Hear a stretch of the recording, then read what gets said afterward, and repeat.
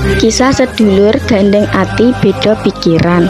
Ing sawijining omah ing Kediri, Jawa Timur, urip sedulur loro, yaiku Rara lan Bagas. Rara isih sekolah SMA, dene Bagas wis kuliah. Senajan sedulur nanging kekarone kerep banget beda pendapat. Sore iku Rara lagi nggambar ing ruang tamu. Bagas teko banjur nyawang gambarane Rara.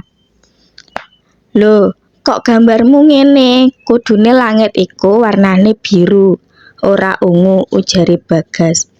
Rara ora trimo. "Lah kok ngatur? Aku seneng langit ungu. Iki gambarku, karepku dhewe," semaure Rara.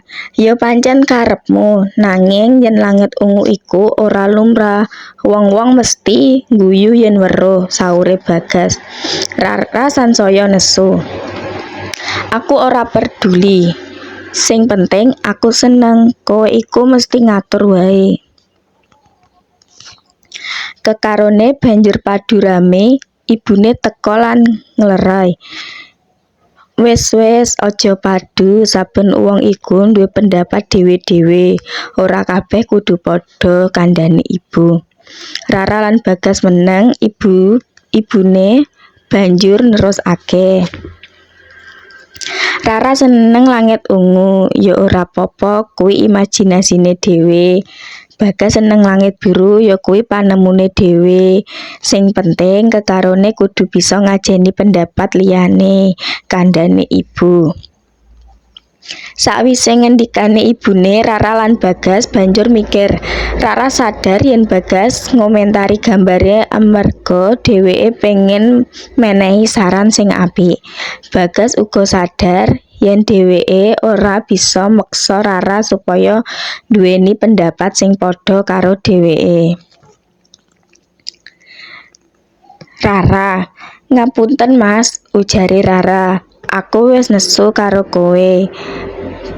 Bagas, "Iya Ra, aku uga njaluk ngapura, ora kudu ngatur kowe," saure Bagas.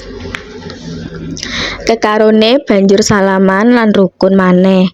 Wiwit dina iku Rara lan Bagas sanjaya ngerti yen beda pendapat iku ora masalah. Sing penting kudu bisa ngajeni lan ngurmat pendapat liyane. Amanat, saben wong duweni pendapat lan panemu sing beda-beda. Kita kudu bisa ngajeni lan ngurmati pendapat liyane. Senajan beda karo pendapat kita, beda pendapat ora kudu dadi sumber pasulayan, malah bisa dadi sumber kanggo sinau lan ngembangake pikiran.